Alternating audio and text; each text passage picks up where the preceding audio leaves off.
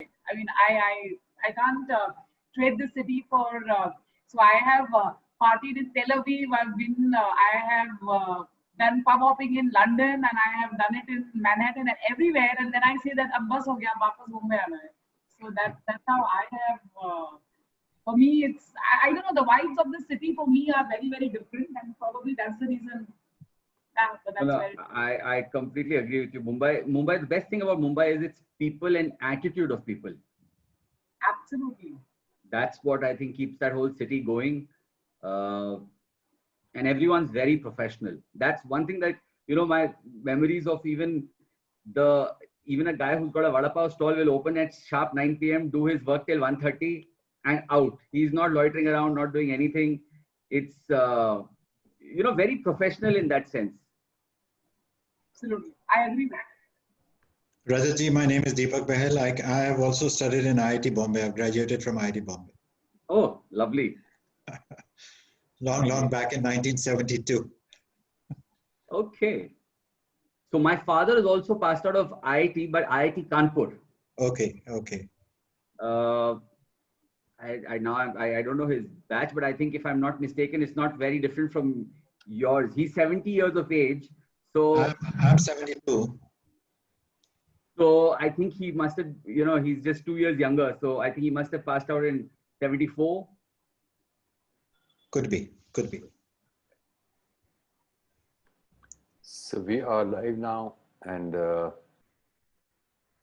it's time as well. So I think we can start. Sure. Yep.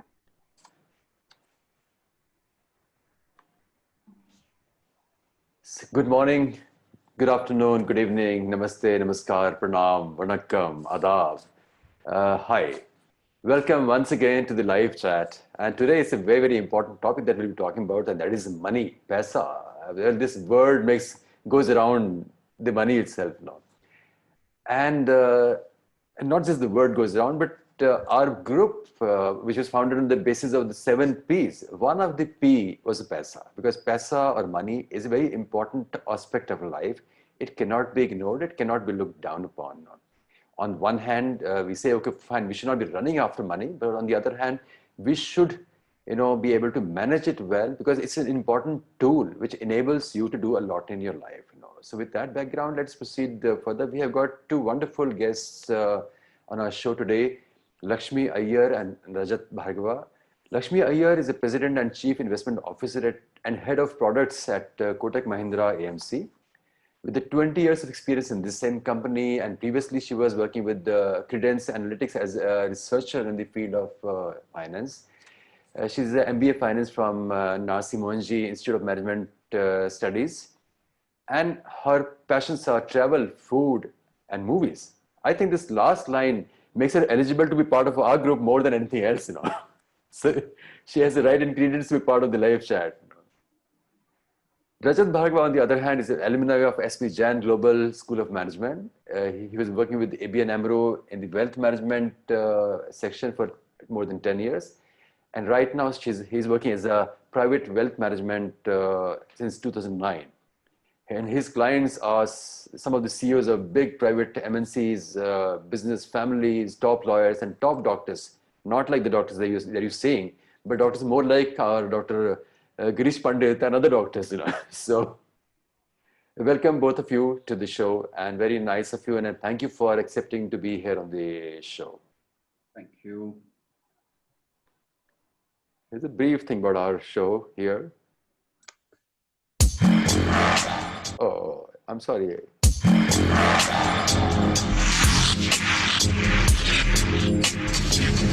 TLC, the live chat. That's the voice of our dear Dr. Girish Pandit. Before we proceed on with the talk, I'll request Nidhi to tell us about how to ask questions and any other things for the audience. So, hi everybody. We will have a parallel Facebook Live going on. You can put your questions in the chat here or in the Facebook Live. The questions which are put up here on Zoom will be taken up first. We'll follow the basic rules for any Zoom meeting. All attendees will please turn off their videos and audios except the host and the two guests. The questions will be asked together when we announce them after the talk is over.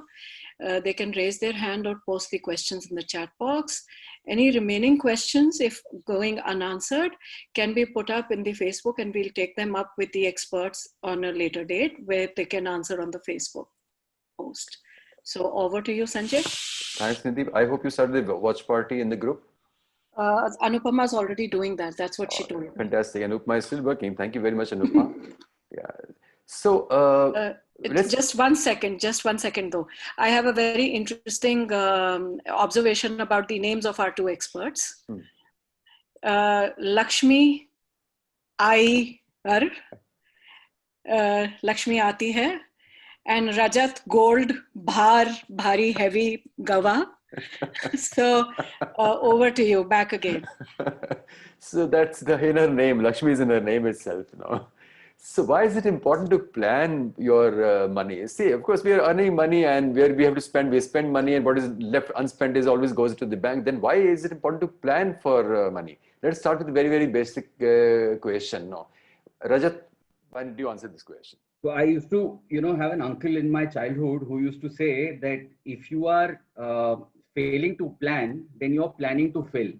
Now, it's a very simple thing, but goes a long way. See, all of us in our country, we don't have anything for social security. We all need to save for the future in some form. We all get used to a certain lifestyle that we lead in our early years. And in order to be able to sustain that, for the rest of our life, we need to plan early on. And that's why it's very important. Okay. Then what are the basic principles of planning your money, planning your finances? Look, everyone, in my view, has a different appetite for risk and different expectations out of money. One has to identify that through, a complicated way of saying it is doing a risk profiling. But otherwise, just understanding what is it that you're comfortable with, understanding what are your options, and then planning in a methodical manner by setting goals that you are saving towards those goals. Now, people ask questions like, what is a good amount for one to save, when to save?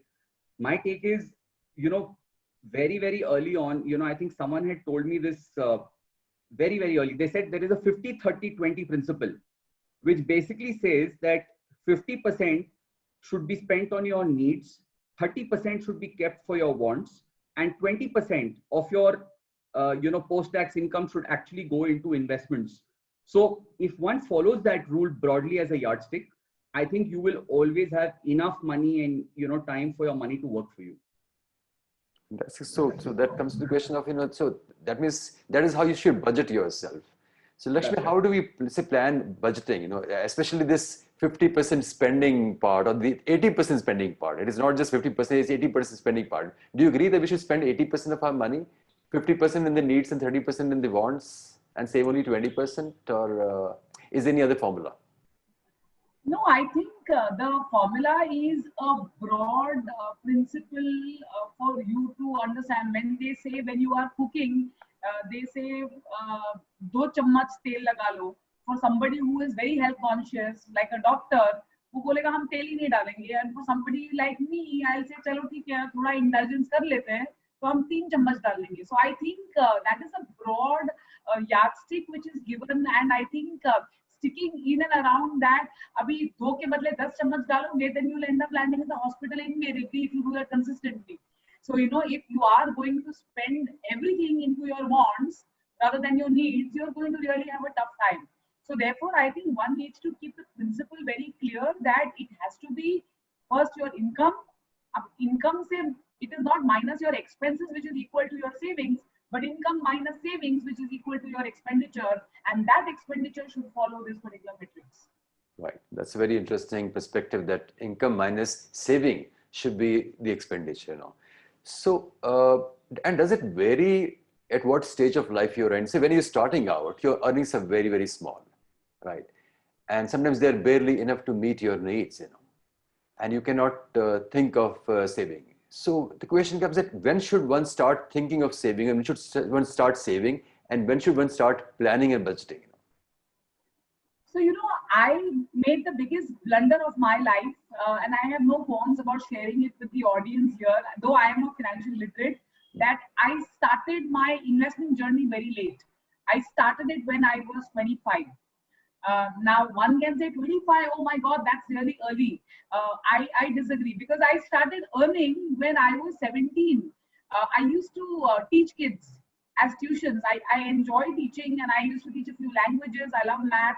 So I used to earn very insignificant amounts of money, but the seeds of savings or seeds of investment should be sown the first time you get a pocket money, whether you're a teenager or when you start doing odd jobs, or when you get a regular stream of income. So I think that is very, very important. It's always important to realize that start them early and watch them grow. So while it is true for plants, it is equally important for your investments. I think that analogy works wonderfully. So there is, if you ask me what is the right time to start your savings, I will say as of yesterday. It's not today. Yeah, I agree. And in olden days, I don't know whether this happens now or not. And I was a small child, we used to have a mitti ki gullak, and we used to put coins in that. And it was more of a fun thing. Okay, fine, at the end of a month, when it kind of gets filled up, you break it and you take the money and you spend that money. It was more of a fun thing, but I think it kind of seeded the idea of saving. And yes, you're right that we should start as soon as possible. In fact, going on that lines, I had bought one book for my kids. The book said that money does not grow on trees. And I gave it to them when they were about 5 or 6. No, I don't know whether it really helped them or not, but yes, the idea, the saving should start much early. Rajat, should one plan for emergencies, disasters, and illnesses also when we're budgeting for our expenses and saving? Absolutely, one should be doing that, because most of these events come unannounced. And if you don't have reserves to tackle such a situation, you can face in life. Also, adding on to what Lakshmi had said about starting early, there is a amazing, miracle is what I like to call it, which is power of compounding. The earlier you start, right, you'll be amazed on what happens to your investments from 15th to 20th year and thereafter. It's just insane, because it's even Newton called it like a miracle in his theories. He says that most people fail to understand it.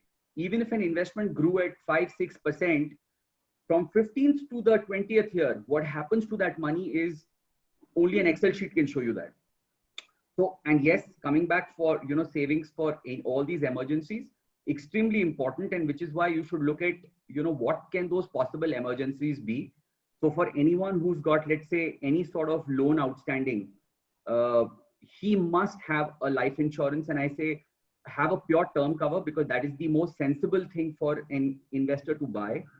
And it is also one of the most altruistic things he does, because more often than not, the fruits of a life insurance are only enjoyed by the family.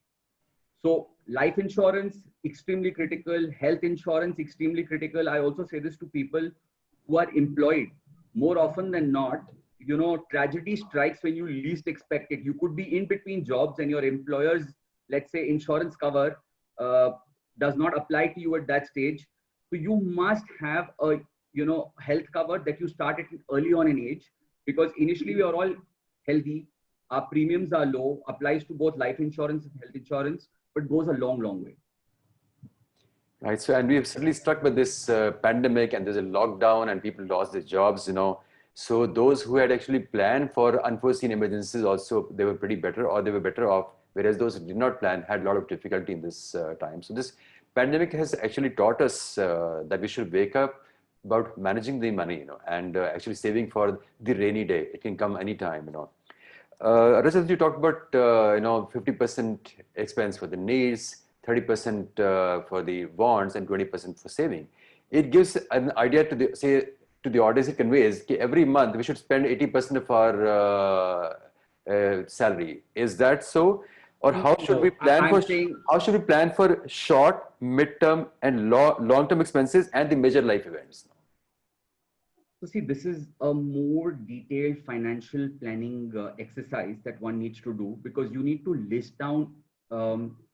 See, everything doesn't apply to. There's not one shoe size that fits all. Some people live frugally. They don't have very high. Let's say needs are basic, but wants are not there. So some people are okay to say, hey, listen, my wants are 50%. My wants are 10%. My needs are 50%. But balance, 30 or 40% I can save. So the idea is that at all points in time, you have to do a self-assessment of, and also it depends on what you want to achieve. Some people may want to send their children for studies to, let's say, a country like US.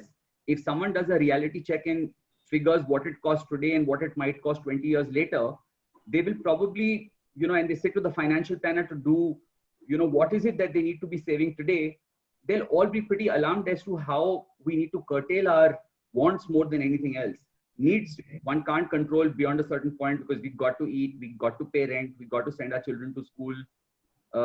Wants can be very different. I mean, you don't need to buy that fancy car beyond a point if you can't afford it. Save for the future. So it's extremely important, but there is no general answer here, Sanjay. One has to kind of do a self-assessment and, maybe a professional helps at that stage, to be able to do that assessment. Lakshmi, do you think that it would be a good idea for individuals to start thinking in terms of, annual expense at least, and not monthly expense? So start thinking in terms of a whole year and not just one particular month when you're talking about the expenditure on needs and wants and savings now. Absolutely, extrapolating, see, that you live in an ecosystem which follows a particular pattern. So if you know, and if you're able to extrapolate that for the entire year, it just makes your financial planning that much more seamless. And it allows you to probably take a slightly more holistic view than taking, very shortcuts or very, very short measures, which may not really be warranted. So definitely, see, our school fees are annual, our vacations are planned on an annual basis. So we have a March break, we have a summer break, we have a Diwali break. So I'm saying if everything follows a pattern, then why should something be, which is so important to our lives, be of such a 30-day kind of a phenomenon? So definitely it makes sense to extrapolate. Yeah, so I think it's best to actually look at the whole year and to keep into your account and see what all we will be spending in the entire year. Add it up together, divide into 12, and then say, okay, fine, my per month expenditure is this much, and then see how much is left for the wants and how much is left for the savings. So what are the different instruments in which one can save? So let's come down to the more specifics now. So see, in India, we work in a fairly vanilla market. The broad asset classes that one can possibly look at are, there is fixed income, which is called debt markets, where Lakshmi is, of course, the expert. There are the equity markets. And then, of course, there is things like real estate, which everyone needs to invest towards. So broadly, and obviously there is cash and gold that one can consider as the fourth asset class. Outside of that, you have to identify what is your appetite for risk, what is it that you can, absorb, and plan accordingly. So these are the four broad asset classes. So Lakshmi, tell us about the savings account. That is the most common place where people save their money. What are the pros and cons of saving in a savings account, and how much to save there? So savings account in any bank is like a magnet. It has a natural pull effect. So वहाँ पे कोई मेहनत नहीं करनी पड़ती है. It's by default anybody who is born. Like my son has already a junior account. I have a bank account. My father has a bank account. My mother also has, and I think anybody and everybody in this audience would be having. The advantage of that is it's absolutely seamless. Your surplus money lies over there. Bank gives you a fixed rate of interest. The not so good effects of that is, and which I call lazy banking from a retail investor standpoint, is it does not let you earn market linked returns when there is a high potential. So I think that big drawback is more than compensating for all the goods that the savings account has to offer. So when I interact with investors or when I interact with ones who are initiating into the world of finance, I tell them that savings is not bad, but utna hi rakho jitna zarurat hai. Don't really have all your entire life savings into that, assuming that that is the be all and end all. Because everything else which is non-magnetic also has its own potentials, and in most of the cases, the potentials are significantly higher than the magnet next to you. What do you say about the FDs in the fixed deposits? So when I'm talking about savings and term deposits, basically I'm talking about the entire banking products. While they give you high-end assurance of returns, which probably any other fixed income mode of investment will not give you. The biggest drawback, as I mentioned, it does not allow you to have market-linked participation, which I think is extremely important when you are making a financial plan or a financial allocation. The second most important thing is term deposits or fixed deposits are not very liquid. So पैसे की जब जरूरत हो तो immediately मिलना is amounting to breakage, and when you break it, obviously your returns also break. So I think these are very, very important things which one need to keep in mind. So have it extremely sparingly, because there are way better, alternatives, which obviously people like Rajat are best suited to advise and guide investors. But I think that's a much better and a much superior alternative. So Rajat, if somebody is thinking of, okay, that, I should start investing and some things going beyond the savings bank account or FD account, then how should one start? You said something about the risk appetite, So should one assess one's own risk appetite first and then go about it, That is the starting point. You need to understand, I think my job more than managing money is managing people's expectations. So if you understand someone's expectation correctly, I think it's very easy for people to, then not have any disappointment. Because one is to say that, for example, and I'll just give you this, I come across people who say, Rajat, I don't want to take any risk, but I want to earn 7-8% return. I tell them, in today's world, not possible to be done without taking some degree of risk.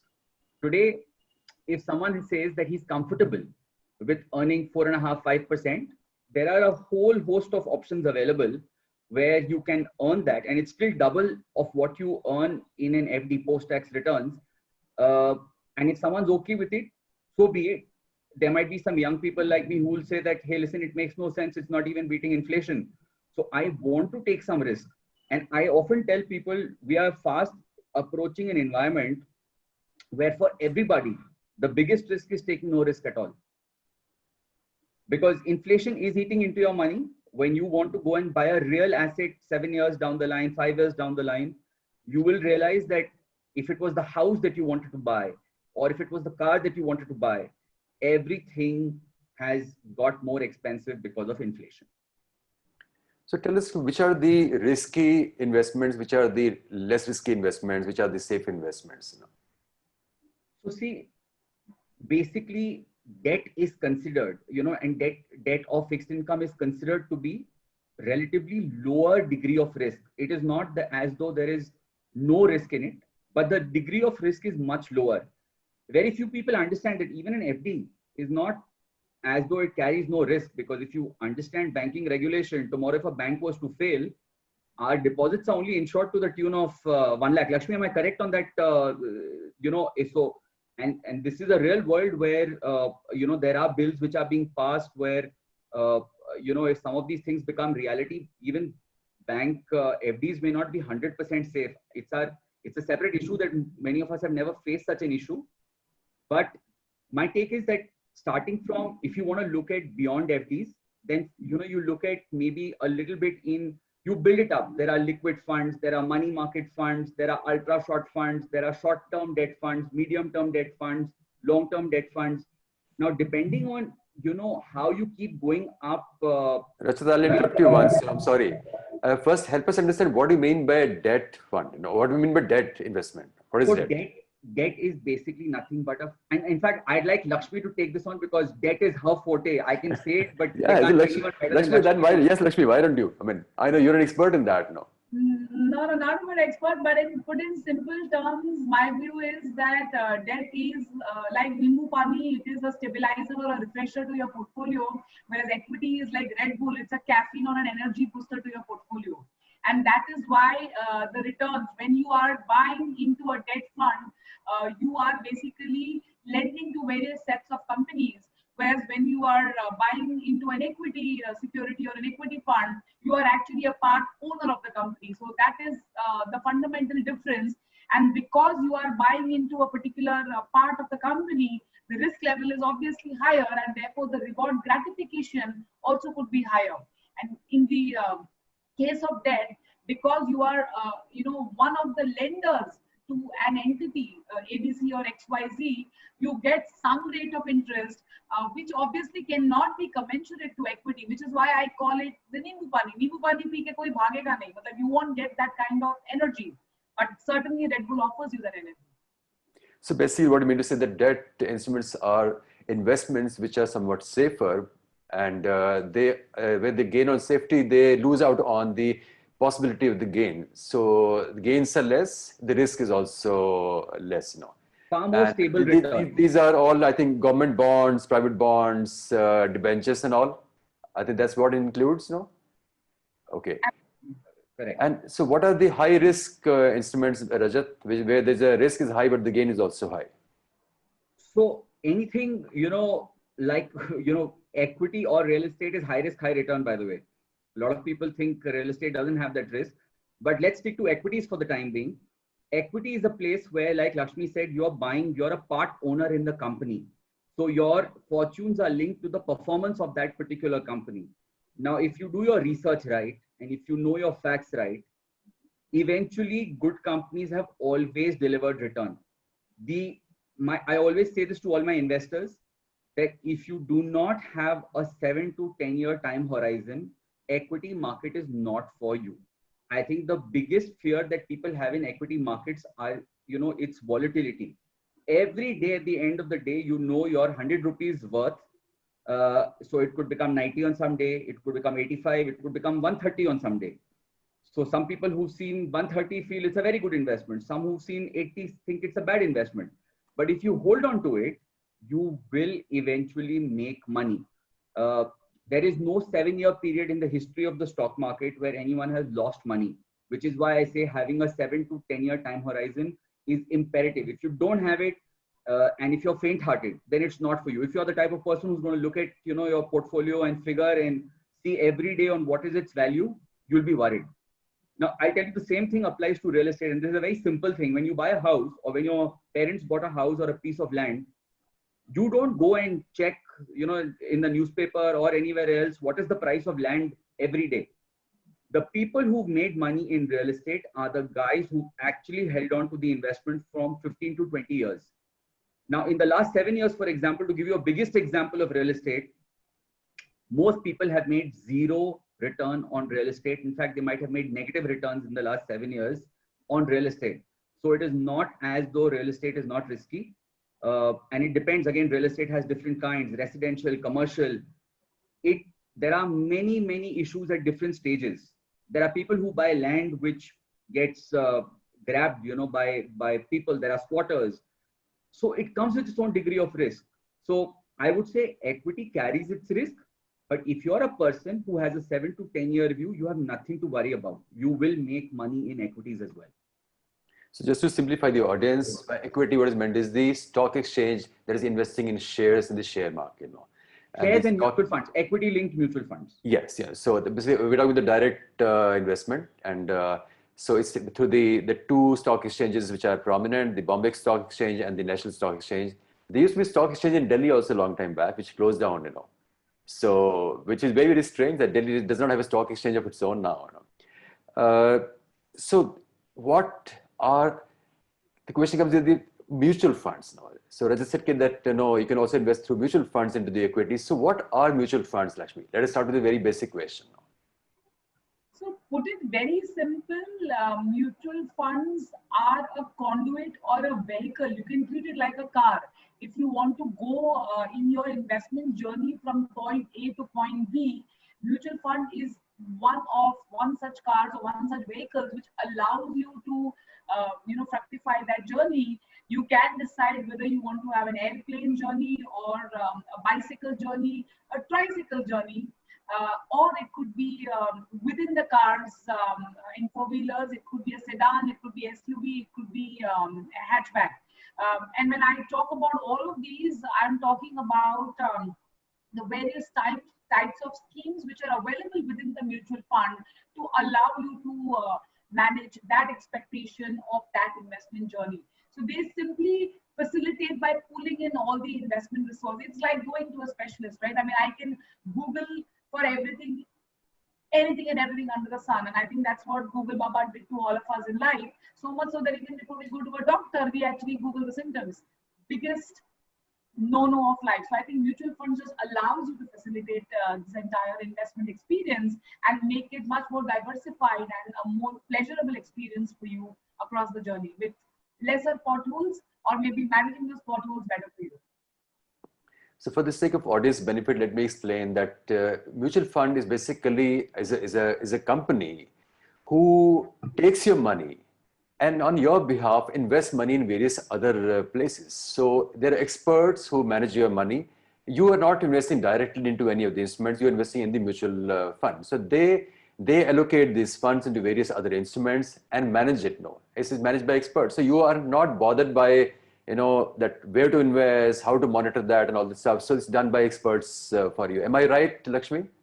No, absolutely bang on, because out there the investment maze is very complex. The idea is to break it down into smaller capsules so that it becomes slightly more palatable and you don't end up getting indigestion as well. So Lakshmi is has been one of the fund manager, and she's heading the company which manages mutual funds, the Kotak Mahindra AMC. What are the different types of mutual funds available, and how to choose and how to invest in them? So as I said, you have it from a tricycle to a speed jet or a Roro kind of a engine which is available. So from very short days, somebody yesterday told me, "Yeah, savings account mein paisa pada hua hai. What do we do?" So for such investors, you have the tricycle approach. You have liquid category funds or the ultra short-term funds.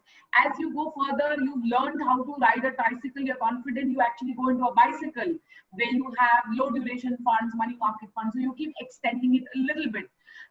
Now you're okay with the road. You are okay with balancing, and now you're little bit attained majority age. You actually go into riding or a bike.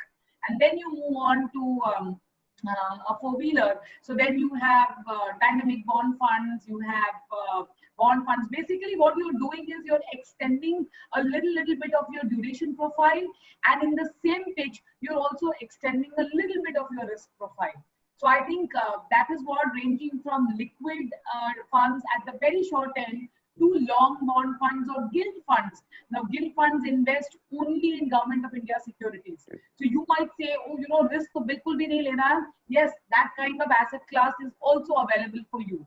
But I think it's very important whether you're riding a bicycle or a bike or a four-wheeler, it's important to have airbags in case of a car, and of course your own head gear, your shin pads and all of that when you're riding a bicycle, because how much ever we call it a Nimbu Pani, if you have a sore throat, Nimbu Pani is not advisable for you also. So grossly speaking, that funds are also three kinds depending on three types of instruments. There are liquid funds where easy liquidity is the key factor, but the gains are little less. Then there are debt funds where liquidity is a little less, the security is more, gains are also is more than liquid but less than the equity market. And then there are equity based funds where the risk is high but the gains are also possibly high, and these are all managed by experts. So chances of you losing money are less in these funds than trying to manage things yourself if you're not an expert yourself. No, Rajat, am I right about this? No. Yes, broadly right. What also happens is that you're absolutely right. I think from a simple perspective, this is right. Your understanding is correct. And there is also now we have this gold funds, the gold ETFs. So what do you say for that? So Indians have had an obsession of collecting gold and silver. We have festivals that allow us to they actually mandate us to go either buy a silver coin, gold. Now, to my belief is that you can have gold to some extent in your portfolio. The ETFs and some of the gold bond funds are an easy way for you to accumulate gold without taking physical delivery. So you have the ability of participating in the upside of gold, which means if you were saving for your daughter's wedding or just want to collect gold, ETF is a simpler way without the headaches of keeping the physical gold in your locker and worrying about its safety. So I think that's a good idea, step in the right direction, but I don't think one should typically have more than 5-10% of their overall portfolio in gold, because the last historic 10-20 year returns are not something that are very positive. Gold does very well in times of uncertainty. If there is a war, if there is a crisis, like currently this year we've had a crisis in the form of COVID. So globally money moves to safer avenues. So gold is considered a very safe place to park money, but its returns are slow and steady. So yes, one can buy ETFs. They talk about a pyramid of investments. So what is that pyramid all about? See, what I understand is that you have to start with a strong foundation.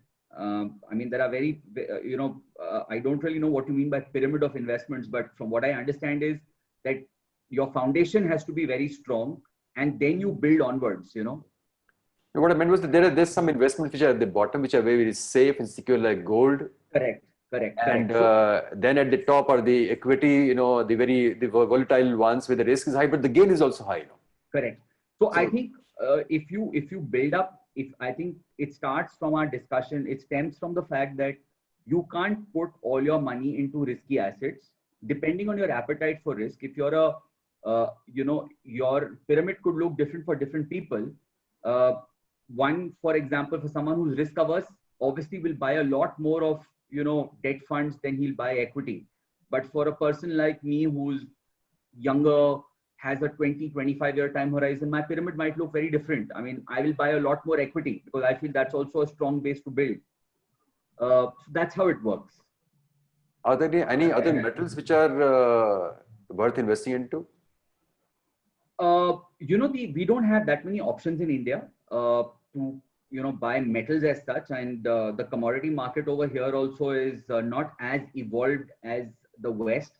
So back in the West, people trade in all kinds of things. It could be copper, it could be aluminum, it could be steel, but in our case, no, I don't think there is much of a market in that. The only commodity we know how to buy really is gold and silver. So Lakshmi, there are some balanced funds also. We hear about these balanced funds and also hedge funds. What are they? So balanced fund, as the name suggests, tries to bring about a balance between two key asset classes, which is equities and fixed income.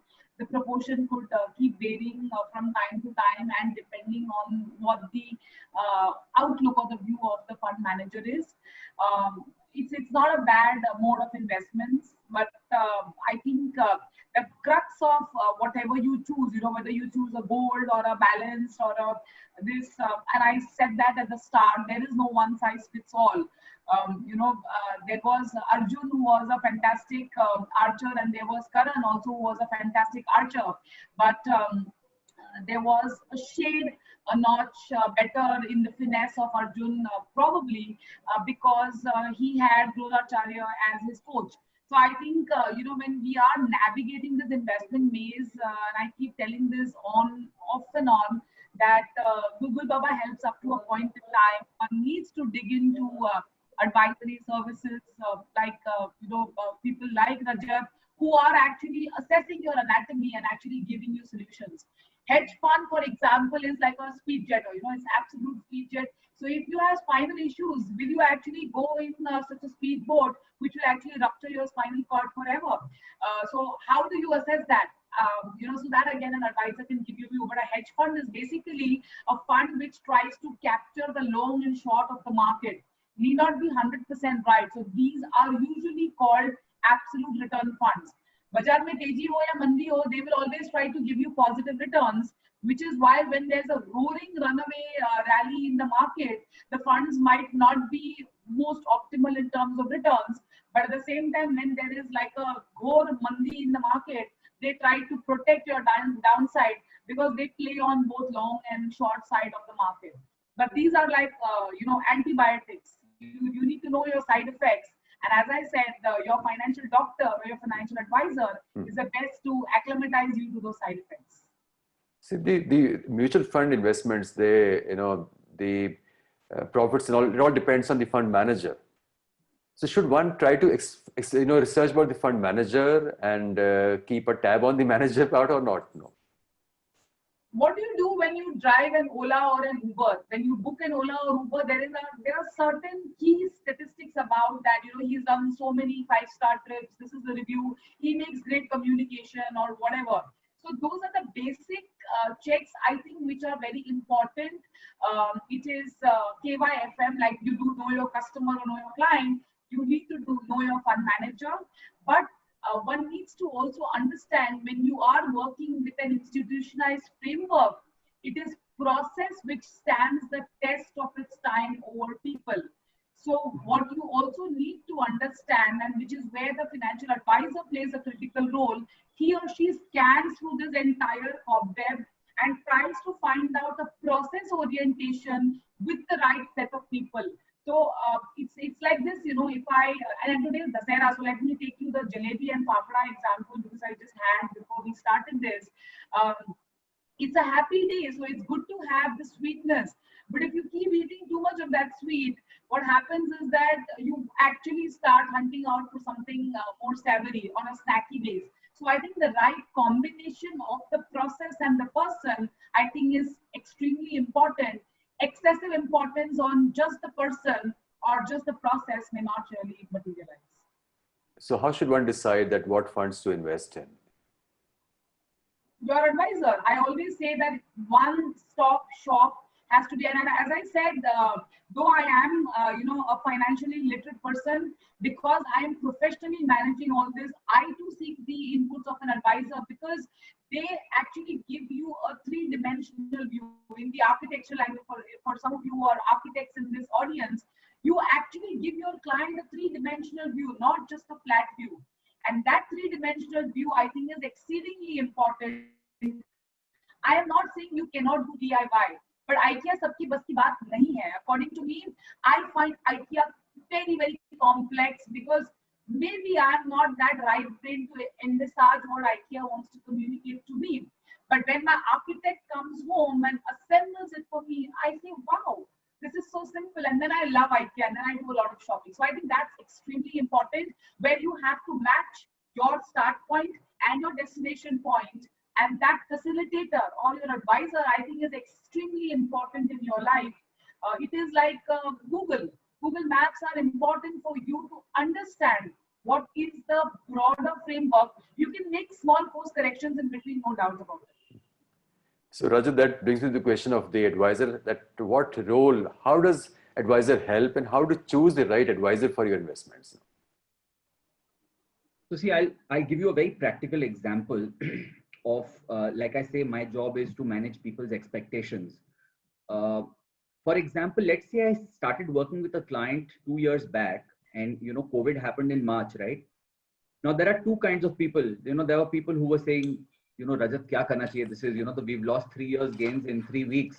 Should we be selling? My take to them was very simple, that if you sell now, you have realized gains. Abhi right now, this is an unrealized gain. This is just a figure. आपने बेचा नहीं है तो आपका loss अभी realize नहीं हुआ है. My job is to handhold at the right time and say, look, when we have a 10-year view, why are we worried about it right now? Market में sale लगी है, आप और खरीदो. Now, I did not in my wildest dreams, imagine that we will have a recovery like the one that we've witnessed in the last 6 months. But people who actually said that, look, if you were not there, what would have happened is that we might have panicked because, news articles are also very strange. When the index touched 27,000, I remember reading articles where people were saying that this might actually go down to 20. I actually remember reading articles like those. So it creates panic in the market. Now we have, I've been doing a lot of, I think, people like me also have to try and understand how do we manage clients. There is an aspect called behavioral science, where you actually say you have an instant reaction to something. And more often than not, when you take an instant reaction, your knee-jerk reaction is more often than not in the area of investments wrong. So if you thought with a cool mind and say, hey, listen, this money I don't need immediately. Why am I getting panicked about it? I just remain invested. Markets do their own bit. And if people understand that if you're in it for 10 years, you will not lose money, people are extremely happy. So it's extremely important. Now, choosing a right advisor, to my mind, is have a personal interaction. I mean, people should be well qualified. I think our markets are very well regulated. We have to, appear for examinations to get our license in place. You should talk, and I think it depends on your personal comfort. I don't think there's any right way or a wrong way of choosing an advisor. It builds down to, I think it's very important to trust your advisor. You must understand whether he's acting in utmost good faith, because see, my job is very simple. I want to have a lifetime relationship with clients who I engage with. Now, I can only do that by constantly managing your expectations correctly.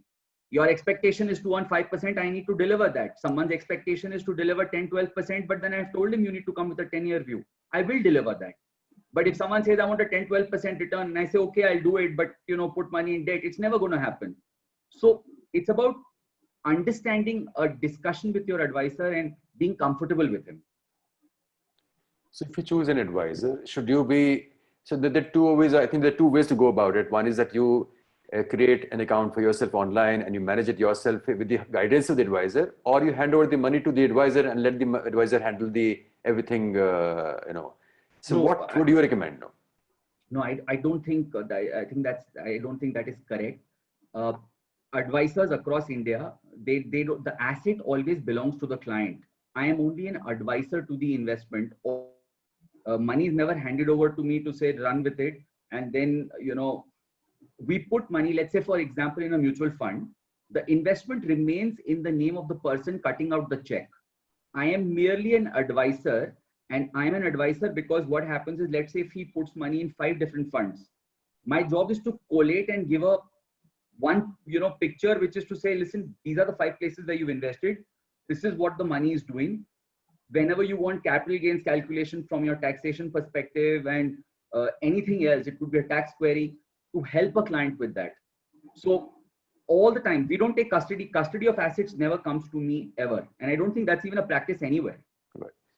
And what about the physical funds, or the DMAT form, which is, what would you advise people know? So see, DMAT works very well for direct equity, where you need to keep, let's say the shares at some particular place. But mutual funds, it doesn't make any difference to have DMAT. In fact, it creates a lot of inconvenience in the way you need to exercise them. So people get worried. It's just units. So you have an email or just a piece of paper is good enough for you to have as proof. In fact, this is something, Lakshmi, that you might want to shed some more light on, because some very, very basic investors still worry ki, jab hum FD karte hain, we get an FD receipt, which we keep. But in case of mutual funds, you only get an email communication for units held by you, and that supposedly is good enough for you to. So they get a little concerned about it. And some people who are over concerned go into that DMAT account. But then when they need to sell it, the process becomes more and more and more cumbersome. So maybe you want to just shed some light on how one can get comfort on this. Mutual fund, as I said, is absolutely seamless. It is like driving an automatic auto gear car, where of course you need to know driving, that's a different thing. But the fact of the matter is, once you make a subscription on a particular day, on that particular day, depending on what is the NAV, so X amount of rupees divided by NAV, I mean, it's as simple as that. That many units is allocated to you. It's as simple as that. And there is a third-party entity, which is called the RNT, or the Registrar and Transfer Agent, who does this entire thing. So it's a very automated process. It is like shopping on Big Basket, right? Or shopping on Amazon. You have done everything. Is the Amazon guy or the Big Basket girl calling you up? Okay, madam, sir, you got your goods. No, you just get an SMS. That's it. That this account, your account is debited, and these goods will reach you on that particular day. So that's very, very similar. So if we trust Amazon and Big Basket, or if we trust Book My Show, those good days where we used to watch movies in multiplex, where you just get a receipt saying that this is your ticket. You don't need a physical one, or it's not necessary that you need to see that FT receipt equivalent in front of you. So I think going for the plunge, it's about the experience. As I said, that's very, very important. And small items like these, I call them non-value added items. Palm it off to your advisor. It is his or her headache to take care of that. But the most important ingredient I call is trust. You know, I'll take you all to Mahabharata. Sorry, but it's a Sunday, so it's okay. I can talk about Mahabharata as much as I talk about Bollywood. You know, when Arjun was supposed to face Bhishma Pitamaha in Kurukshetra, it was Krishna who advised him that you take Shikandi. Otherwise, Shikandi was never part of his chariot. Now, everybody were wondering why Shikandi is, but the coach or the advisor knew why Shikandi is needed, and the rest is history. So I think certain things, jahan pe dimag lagane ki zarurat nahi hai, please use it for better things. So getting this right, Sarthi, is very, very important in your investment journey. You know? That's fantastic. So I really wish that I can find the Krishna somewhere, you know, who can make me win this battle of Mahabharata. He's right next to Dr. Navan. He's right. Rajat Bhargava is right. Yes, yeah.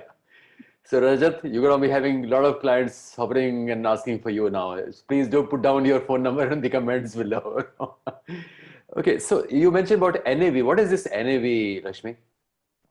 So NAV, put it in very simple terms, it is that day's value of the holding that you have. You know, if you bought, you invested 100 rupees and you bought 10 units or 20 units, that is the cost price.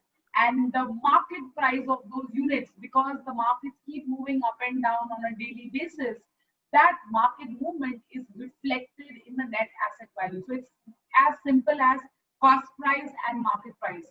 It can be different, obviously. The time at which you enter is your cost NAV, and every day what you track is your market linked NAV. So it's absolutely simple. So what you transact with a mutual fund on a daily basis is the NAV, or the net asset value of the fund. So is it the average of all the funds, all the places where you invest money? No. Every scheme that you invest has its own NAV. It's like this, you know, I placed an order for groceries in Big Basket, and suddenly I realized, okay, and one receipt is generated. Suddenly I realized, oh, I need shampoo and conditioner also. So I place another order. That cannot be clubbed. It cannot be averaged out. So for that, another order ID is created. So today, if you buy a debt mutual fund, you get one NAV. Tomorrow, or the same day, you buy another debt mutual fund, or the same debt mutual fund, another NAV is generated. So ultimately, what the advisor does, or what you get in the form of a statement, as you see, is a compendium of all these put together. But every scheme has its unique NAV. Great. And there's something, you know, we hear about NFOs, new fund offers. Should one go for them, or should one go for the secondary market thing, or both? So, you know, my take. Lakshmi, okay, your take. Yes, Rajat first, yeah. So my take is, look, I have never really done an NFO, and I have some very basic reasons behind it. Today, for example, a new fund offer has a far higher expense ratio, and that actually comes out of the client's pocket. So once a fund gets more established, has a track record, you know, the whole power of basically rupee cost average, power of, you know, what do you call this here? This is once you have a well-oiled machinery, your costs obviously come down, right? So I don't do NFO. I'd rather buy funds which are more established with a track record. So that's what I would suggest. Just to add on to that, I think I'm in sync with the same thing. You know, there used to be this fetish that 10 rupee offering or a new fund offer, because it is available at 10 rupees, is cheaper than buying into a fund which has an NAV of say 100 rupees. Now that is the biggest misnomer. So aside of that, NFOs or new fund offers are only recommended if there is something new. You know, I will not watch the same movie every day because I've already seen it once, twice, thrice. So I'm very happy with the existing set of experiences. But there is something which is, say, new to the world. Like we already have gold funds available in the market. So if another gold fund comes, there is no novelty. But if somebody brings about a silver ETF or a silver NFO, then certainly it is worth considering if it fits your thing. So I think one needs to disbandon the notion that because something is available at 10 rupees or the NAV is 10 rupees, it is much cheaper. That's a misnomer, because everything is market linked and everything is ultimately your money that is getting deployed into the markets. Exactly. So that brings us to the next section, that is the stock market and the shares. Rajat, what is meant by the stock market? What is meant by shares? And what is meant by these various indices that we hear about, the BSE, Sensex, and the Nifty and all that stuff? So I'll start with, the simpler stuff. The Sensex is basically nothing but a representation of various industries in a certain weightage. So, and Nifty is a similar thing. Sensex has 30 companies, Nifty has 50 companies. They periodically keep changing the fit of Sensex and Nifty if a company does not perform over a period of time or loses its market leadership. So these are just indexes that one tracks. So every day when you look at the stock market, whether it did well or no, the broad index is actually mentioned. So the Sensex went up or the Nifty went up. So it is nothing but the weighted average of these companies that either go up or down. So that is your Sensex and Nifty. Now, whether your first question was, should one invest in some of these? So what are these stock market? What are shares? And then let us understand the basics first now.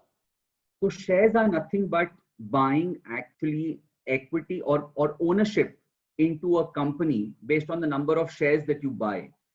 Now, when we buy shares, we are investing as direct investors into the company. So if the company makes a profit or a loss, the gains or losses will reflect in the share price, and we will therefore make a loss or a gain. And I would like to say that, look, share market is probably one place where people should come with a lot of caution, and only if they are experts, because it's not about hearsay to say that, look, because this year, let's say a lot of people you will meet at a social gathering who will say, I bought Reliance stock and it's done so well, it's gone almost 3 times in 6 months. It creates a sort of notion of people get FOMO. They think that they're missing out, ki usko mila to mujhe bhi milega, and I should buy something into the stock market. But the guy who bought it took a fair degree of risk and probably had a lot of knowledge about what he was doing. If you do not have the knowledge, because here money can be made very fast and lost equally fast. So if you're okay to see your 100 rupees become 150 and 50 at the same time, then by all means go ahead and do it. But otherwise, go to someone like a Lakshmi who manages money, where you have funds who, today, for example, she has all the experience. She manages thousands and thousands of crores. It's not an easy job to be doing that. She has at her disposal a team, who's doing constant research on, whether a company's management calls are being attended. It could be, so they know what's going on. We as laymen don't know how to do it. So you should do it very cautiously. So should one want to invest in stock market, how should one go about starting it? Directly or indirectly, or which way? See, again, I would say that, look, there are options available here. There is a concept called portfolio management schemes, which many AMCs run.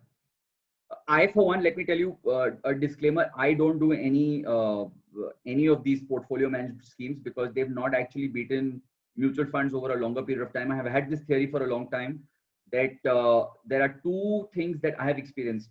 See, I manage money for ultra HNIs. So what happens over there is, there are chartered accountants who come and tell you at the end of the year that, look, you invested in this PMS. Now the PMS guy is buying and selling on a regular basis. The tax guy says you're doing this as a business. I will not treat this as investment income. I'll treat this as business income. So neither have the PMSs delivered that extra alpha for the extra degree of risk that they take, nor are they guaranteed tax efficient.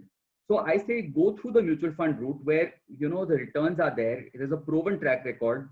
The assets under management are probably 10, 20, 30 times more than a PMS. So if someone wants to go into direct equity, PMS is probably the safer way of doing it, where again, you allocated money to a fund manager who's buying and selling shares based on his assessment of the situation. So that is the best way to do it. And if you want to buy directly, see, my take is, chalo, if some people say I'm savvy and I want to buy, then I would say take concentration risk in your portfolio. If you're going to buy 20, let's say stocks and keep it in your portfolio, then you're running your own mutual fund. Then, you know, if 5 do well and 15 don't do well, your overall return will go down. But if you bought, let's say 5 stories that you believe in, you've taken a concentration risk, then chances are that if these things go right, you will create that catalytic effect in the portfolio, which you were trying to create by going into direct equity. How reliable are these PMS services now?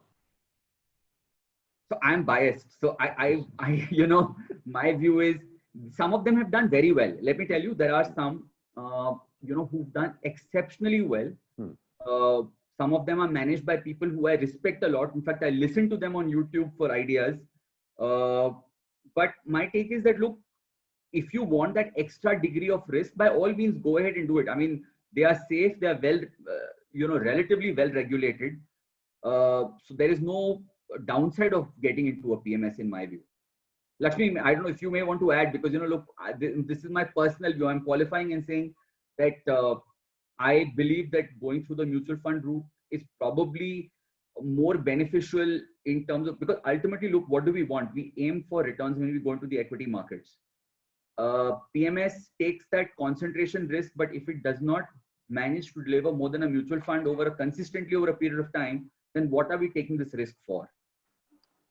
No, so mutual funds and PMS, again, both are money management vehicles which are available.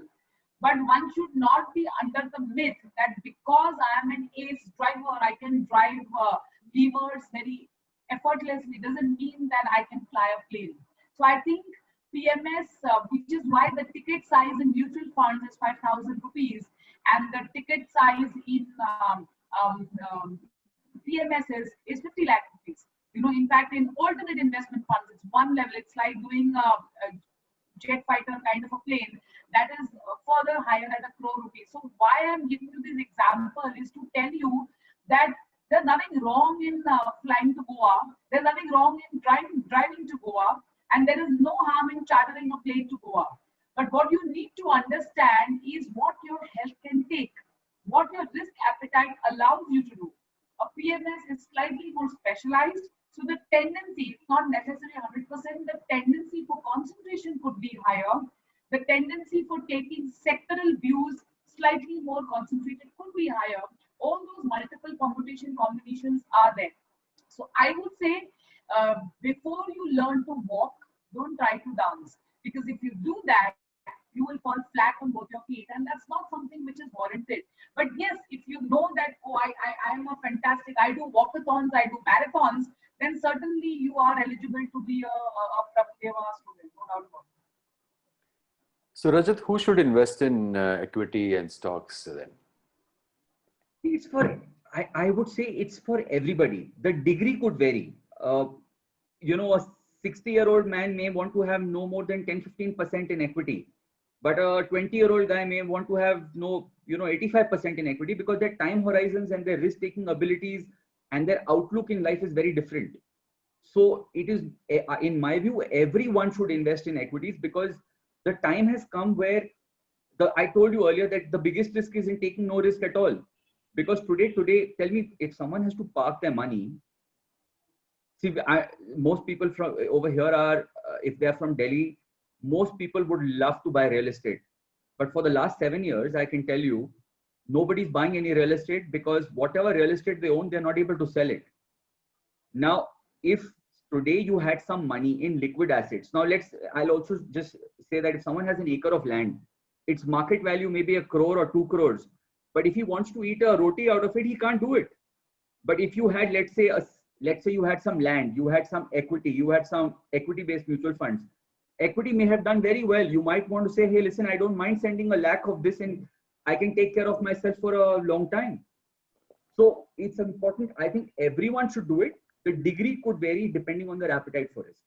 Okay. So now to put the question in another way, who should do it directly and who should do it through the mutual fund?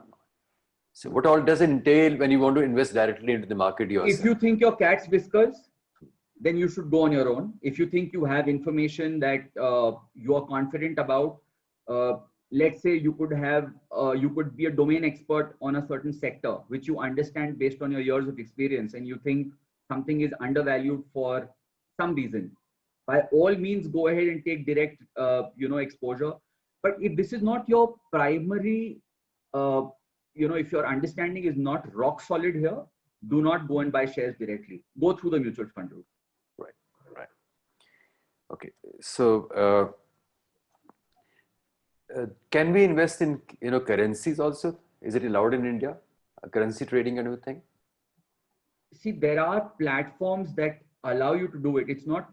I mean, I know that there are platforms that allow you to do it, but in India, currency trading is non-existent really.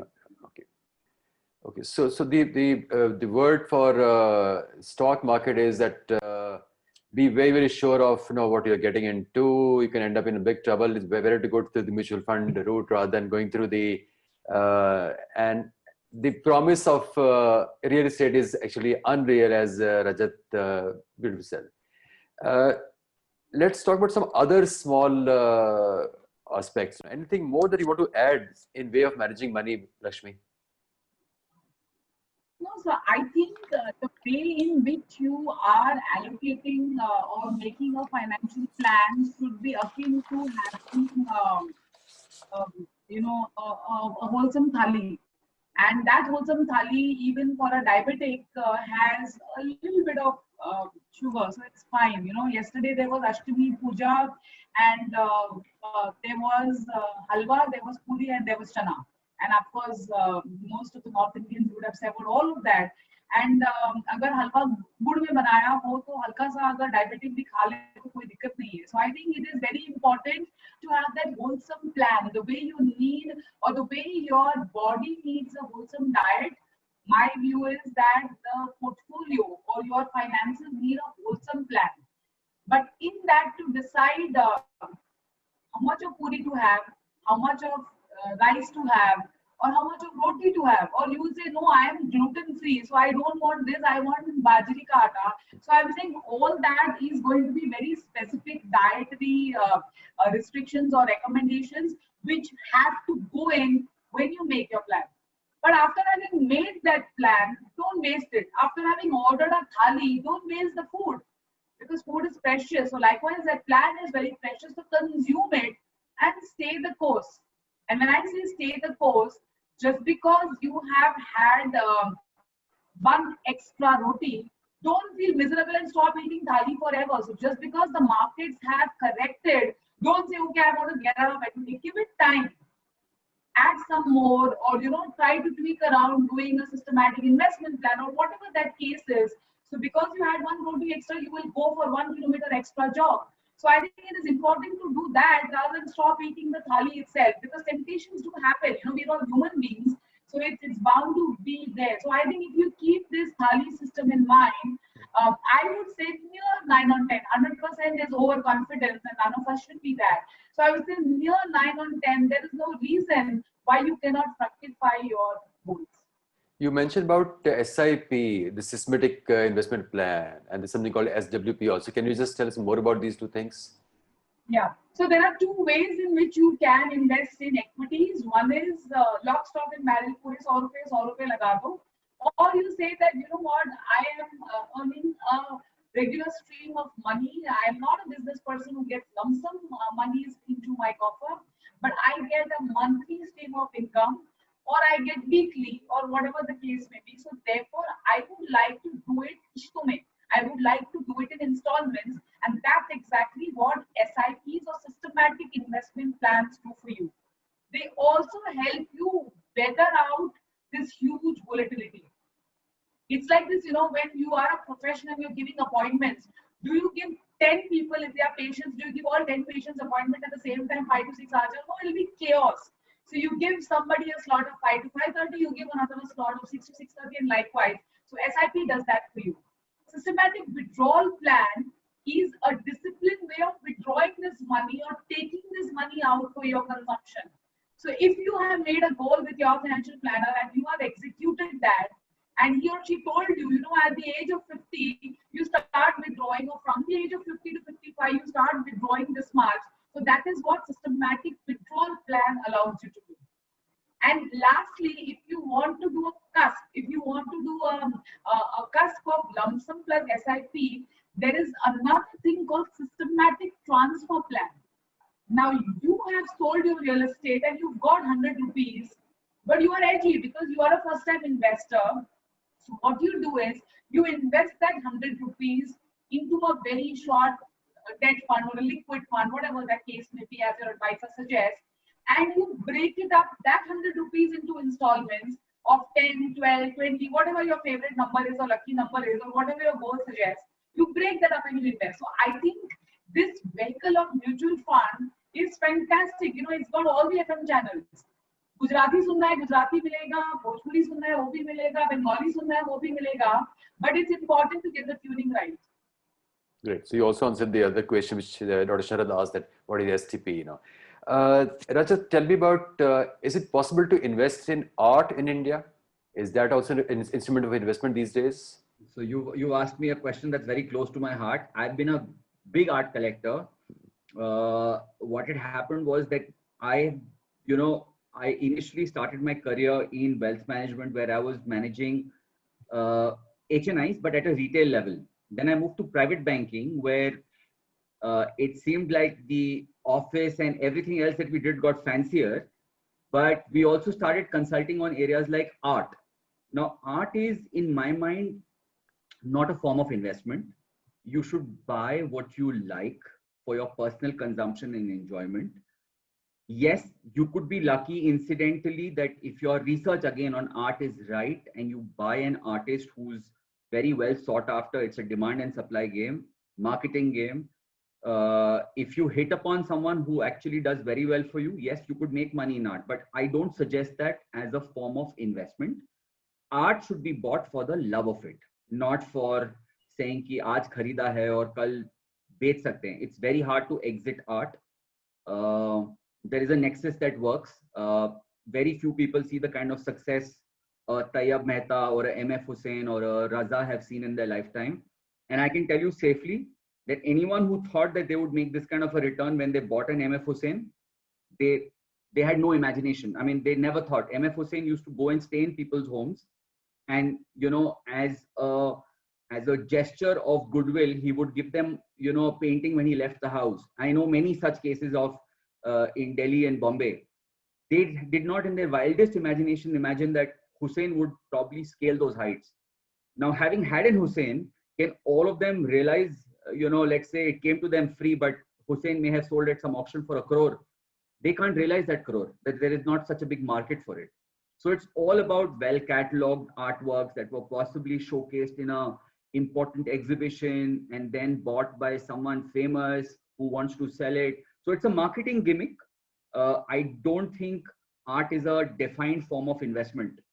And of course, the funny thing is, once an artist is no more, the irony is that his art becomes more expensive because supply gets constricted. Now, if you have an artist whose supply was constricted all through his life and demand was very high, that is the kind of guy who will see a huge upside. But art, I'm a firm believer that, look, art should be collected by everybody. Look, we travel so much. We have experiences. We all want our homes to look beautiful. I strongly believe that if you have disposable income, and it's again your Maslow's theory of needs, right?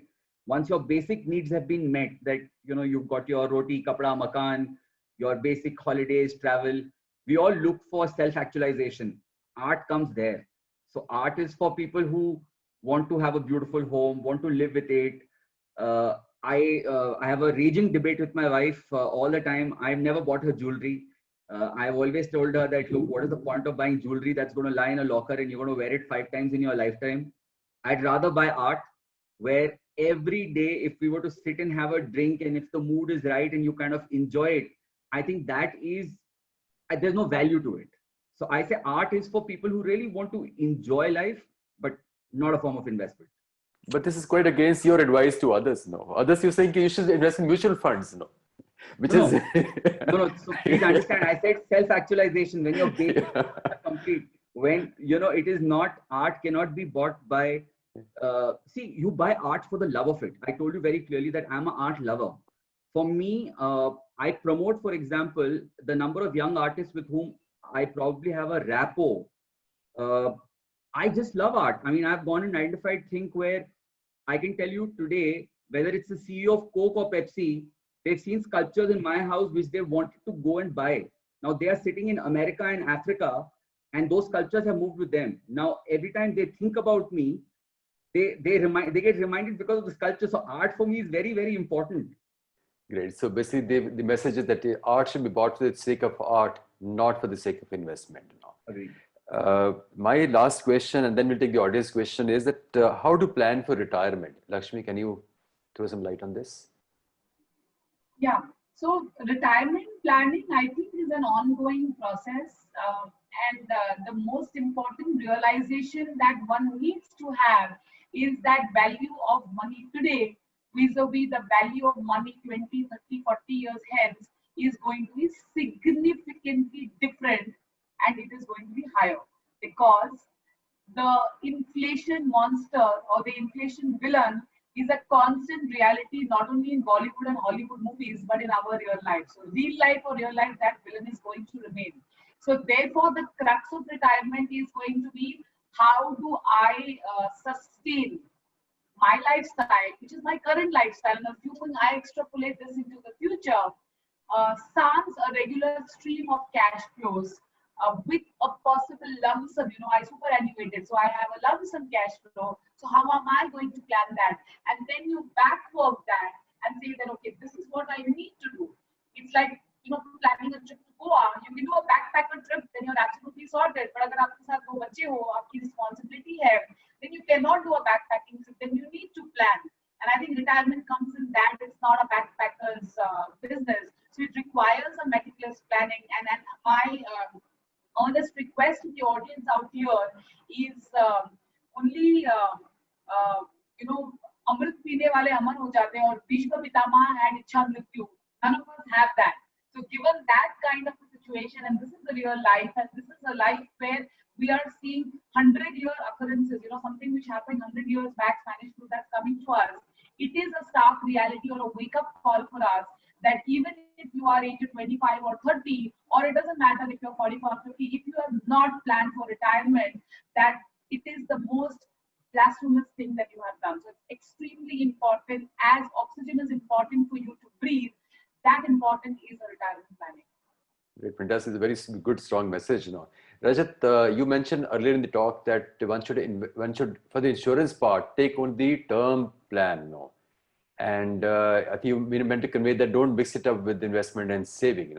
So let us know that which are the insurances that one must have, and why should we have a term plan and not mix with the investment part or saving part? So you see, most of us have got used to assured returns because of LIC days.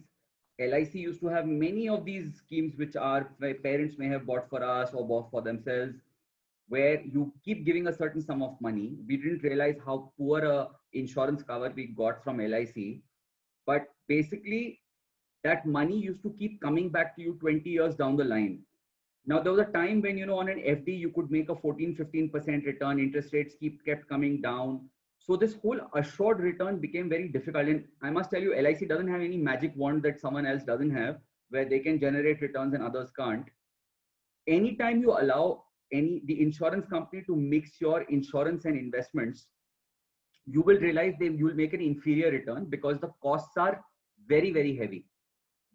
The whole payout structure on certain insurance policies, particularly the endowment types, are they seem very attractive when you look at a chart that an insurance agent will give you, that look, 10 years down the line, you will possibly make this kind of money. But the moment you differentiate, and please understand one thing, that, and this is complicated, there are concepts like sum at risk, etc. But for layman terms, I will tell you that let's assume you gave somebody 100 rupees where insurance and investment was being mixed, and you carried on for it for 20 years. And separately, you bought a term cover and did an SIP into mutual funds. Now, I'll give you a simple scenario. In case of death 20 years later, your family will only get the insurance cover, which was in an endowment policy, only the insurance cover. Now, in case of term, not only will they get the insurance cover, but they will also get all that money that they invested in mutual funds. So the difference is glaring. If someone was to do it mathematically, I can prove it wrong on any given day. Even today, people are being fooled by various companies to go for one-time term cover, where they give you 10x of your insurance cover for 5 years, and 6th year later, they'll give you an assured amount of money till perpetuity. I can break this all down financially and tell you it makes no sense. To keep this discussion very simple, only one form of life insurance is beneficial to you. It's like car insurance. आपने जिस साल गाड़ी का premium दिया, उस साल आपको गाड़ी का कवर मिला. आपने प्रीमियम देना बंद किया और अगर एक्सीडेंट हो गया तो वो आपका सरदर्द है.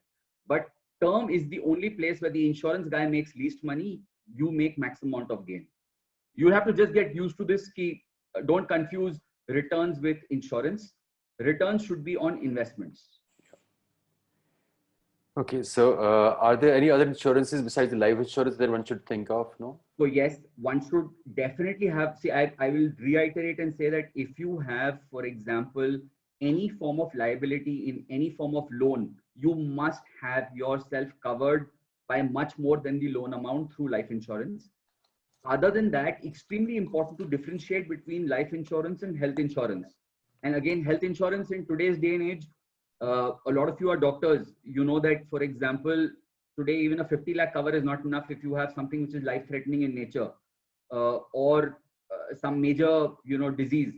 So it's important to understand that if you secure yourself early on, your future, your retirement can be that much better if you start to take a large cover. Don't shy from taking a large health cover. It is for yourself. It is the most, you have to love yourself before you love anyone else, So you do this for yourself and your family. You must take it. These are the two broad things. You mentioned about securing loans also. And which loans are good loans which are worth taking and which are bad loans? No? Or are all loans bad loans? No? So it depends on your, your appetite for risk. Some people take business loans because they think if they borrow at a certain rate, they can probably earn a lot more. So they are able to do that. The classic loan trap that I have seen investors get stuck in is taking a home loan. So let's say if you want to buy a house, jiski market value is, let's say, 4 crores, and you have only 50 lakhs in your bank account, and therefore you need a loan of 3.5 crores. You need to understand you're taking a very, very big degree of risk over here, because what happens is that loan is going to dictate your life now. For the next 20 years, every incremental money that you earn, your mindset will be to square off that loan. Ideal situation that I tell people where you could possibly take debt. It's not like it's bad to take debt. Sometimes we don't have the resources. Home loans are a good thing to take. Personal loans from time to time are a good thing to take to tide over a certain situation in life. But my take is that if you have equity of less than 50% when you're taking a home loan, don't buy that home. Otherwise, you're getting into a debt trap. I know for a fact that when I met a lot of my batchmates 15 years after passing out of B school, a lot of them were stuck in this debt trap. And this is why it stays very fresh in my head. A lot of them bought homes that were not livable. Our paradigm shifts, for example, we buy a home when we are, or invest in a home when we are 30 years of age. By the time we are 40, we realize that that 2-bedroom house is not good for us. It seems so apt at the age of 30, but at 40, it's not apt. But you've spent all your life paying for that. Now you have to sell that to again reinvest into real estate. So real estate is because of the taxation policies, it's a trap where getting out of it somewhere else becomes difficult. And if you add loans to it, it becomes even more complicated. So my advice to people is try and be debt free. But if it's something that you must do, try and have significant equity. And maybe Lakshmi wants to add to that, but my belief is I'm loan averse. Lakshmi? No, I think Rajat, you articulated it very well. It is okay to say आमदनी अठन्नी खर्चा रुपया, लेकिन आमदनी अठन्नी खर्चा अगर 10 रुपया हो जाए तो उसको बोलते हैं विनाशकाले विपरीत बुद्धि. So I think that is something which one must stay away from, and you should not let debt, DEBT, morph itself into debt, which is DEATH. So keep that into consideration, whether you are individual, whether you are a business enterprise, because the biggest bankrupt stories in the world were a fallout of excessive debt, and the greed or the lure to make more money led you into a spiral. फिर वो आप चक्रव्यूह में फंस गए, और एक बार चक्रव्यूह में फंस गए और उसको तोड़ना नहीं आया, then invariably or inevitably you die, because you invariably become like an Abhimanyu. So I think please stay away from that debt trap. Some bit of debt is okay, as Rajat very beautifully explained, but know your limitations. Lakshman रेखा जब पार होती है तब रामायण रचती है, तो सीता मैया को नहीं बख्शा तो फिर हम तो lesson models हैं. Wonderful examples you give, Lakshmi. So that brings us to the audience question time. Sanidhi, do we have any questions from the audience? Oh yes, a lot of them. A few of them already, between the two of them, they've covered. So one was about life insurance. Why only term? I think he's covered that very well. Another question was mutual funds sahi hai, all social media, every ad tells you stay invested. But the person says, whenever I have tried to stay invested, my wealth has eroded. So how do you decide? Well, like I said, that there are two aspects to it. You know, one, choose right and then stay invested. You know, I think it's about choosing right. If you've chosen wrong, for example, if you got lured into a fund, there are many parameters to study. There is a reason why, let's say if Lakshmi manages a fund which is on the debt side and has 10,000 crores of AUM, and there is another debt fund which has only 1,500 crores of AUM. Both may be dealing in the same category, but returns might be very different. So choosing the right debt fund may be extremely critical as a first step. The second step is monitoring. For example, if you you see different funds perform at different stages. It's not that if the market goes up, all funds will go up in similar proportions. You need to understand what is the fund holding. Have they made a decision which is impacting you, which is where I feel a person like me, right? Because I'm getting into and doing a deep dive into things to analyze why are things going right or wrong, and if they are going wrong, what can you do as course correction? So experiences, I think, are good or bad based on, I think, multiple things. So if there is a specific question, if someone invested into something and why it did not do well, I could maybe answer that, but you need to get your mix right. So when would you say that people should liquidate? In other words, when should they withdraw? Actually, you should withdraw whenever, either you've hit your, let's say, for example, there are some people who say that if we made a 25-30% return on our portfolio, we'd like to rebalance the portfolio. So you try and keep that rebalancing as a strategy, or you withdraw based on your needs. I mean, sometimes, if there is a need from a certain requirement that you may have, then you withdraw. But ideally, you should have it trigger based, in my view. That's the way I operate and say that, look, if portfolios need to be rebalanced, let's say your 100 rupees in equity became 150. Some people may say, I'm happy with a 50% return. Some will say, I'm not happy with a 50% return. When it becomes double, I'll move that money into debt. So 100 ka 200 karke, I'll move it into debt. So it's about constant interaction and understanding what is it that you want from your money. All right. Then the next question was, how good are the RBI bonds? And also, same person asked, what is a good pension plan? How do we plan for the old age? So see, RBI bonds are very good. They give you, there were all kinds of RBI bonds. There were at some point in time taxable or tax-free bonds. So in whichever form, I think they bring the right level of safety for someone who's looking for safe returns. They're very good. Now, how do you plan for pension is, look, ultimately, unless you've let your money work through your younger years, there are different kinds of pension schemes available. There are funds who will do it. We don't have a 401k like they have in the US, right? So we have to do our own asset allocation between debt and equity. Let it work through 15, 20 years. Let the power of compounding kick in equity and debt, and then create a systematic withdrawal plan. I mean, pension is nothing but getting a certain sum of money every month out of your own savings, right? So it's about planning those savings well for 15, 20 years and let your money work for you. See, money can only work for you if you give it time and space. You don't give it time and space and expect it to work, it will never work. Say, for instance, a middle-class family, average middle-class family, where both husband and wife are earning, and let's say for the sake of calculation, both of them are earning 1 lakh rupee per month or 1.5 lakh rupee per month, and their expenditures are like average. So, what should be their target pension amount? So how should they start? I mean, you know, like, how do people start planning? So see, this is a slightly complex calculation. I could show it to you. I have softwares to show you that. For example, if you were saving 20% of that 1 lakh, each one of you, okay, let's say you were saving 40,000 rupees a year. And I can give you a very simple calculation that if 40,000, and I have certain calculators which I use from time to time, if 40,000 rupees, and I'm not going to take a very aggressive return.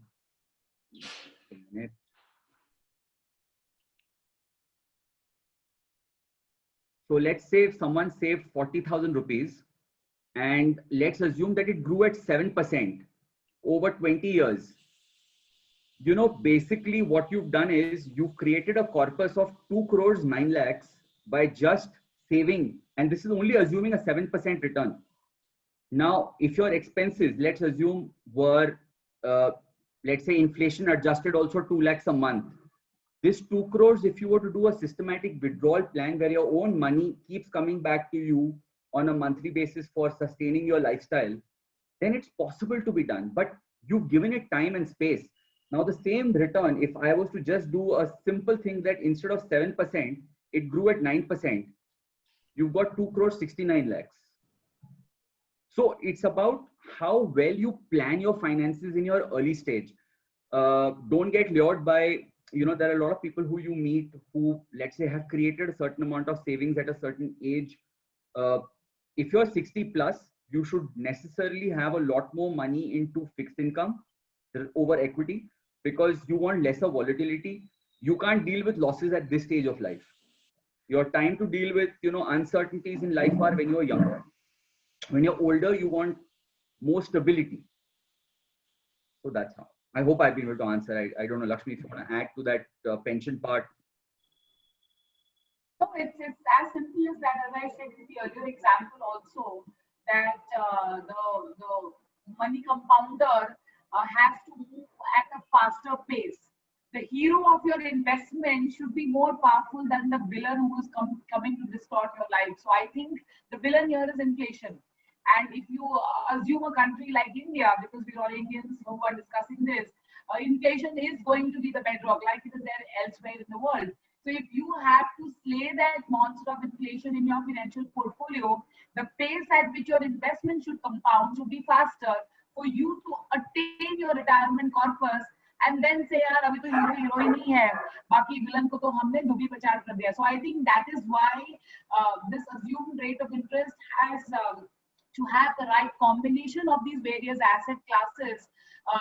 And there is no one size fits all. So, you know, there might be two couples, both of them who are earning 1.5 lakh each per month as a combined couple, but the needs and the lifestyle of couple A and the needs of the lifestyle and the wants of couple B are so distinctly different, and therefore they definitely have a different plan, and therefore their retirement needs will be very different.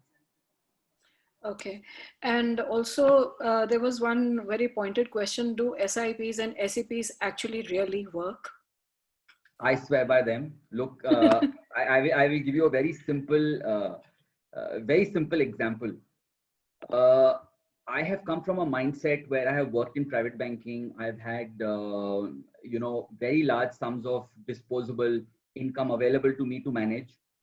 And then I started a practice about 4-5 years back, which is only focusing on professionals, because see, they have great income, but it comes to them on a monthly basis, and everyone has a certain amount of disposable income on a monthly basis. If that's deployed through the SIP route over a period of 15-20 years, it works. A lot of people lose faith. I'll give you a very simple example. Last 3 years have been extremely challenging for the equity markets. Most people have ended up seeing virtually no return. We might have seen a 6-month rally, but someone who started investing, let's say 3 years back, has probably just started to see positive returns now. Don't get disheartened. The power of compounding and equity markets. See, equity markets have to be ahead of inflation.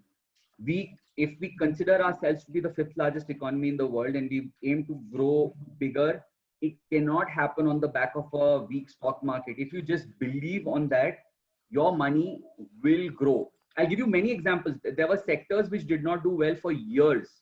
And this year, there are sectors, like one big sector that comes to my mind is pharma. Did nothing for 2.5-3 years. People might have felt, kuch nahi ho raha hai, bech dete hain. The moment they did that, in 6 months, there are pharma funds that have delivered 70-80% absolute return. Now, what that does to your 3-year returns is that you made 30% CAGR. So it's a game of patience, and choosing your funds right and staying broadly invested in them is the trick. You will make money. SIPs do work. There was a very interesting ad that I had once seen, that this is where you start hearing about a fund. This is where it really gets into your head.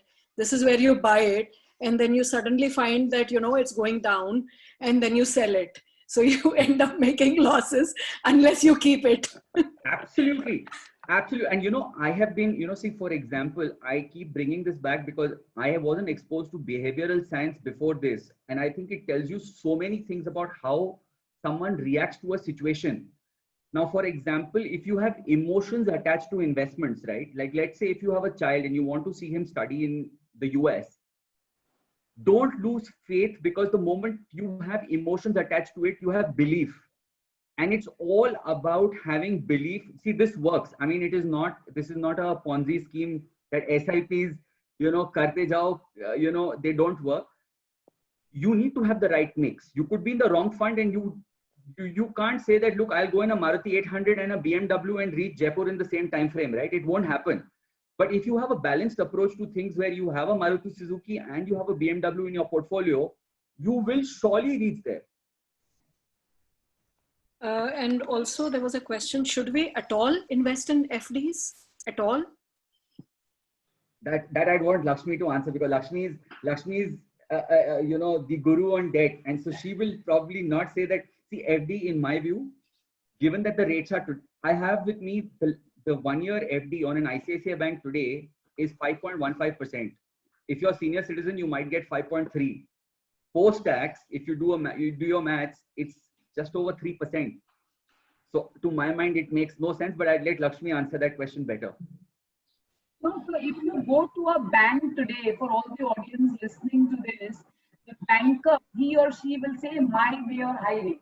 My way or highway का ये मतलब है यार, मेरे पास पैसा बहुत है, the banking system is flush with liquidity, so take my rate or thank you, but no thank you, I don't need your money. That has become the situation today, and which is why the savers are actually having to deal with this problem of their surpluses not getting them the commensurate return. And FDs, investing in FDs will not really solve for your purpose if you want to have some additional market-linked returns. So therefore, if it is sparing in nature, it is absolutely fine.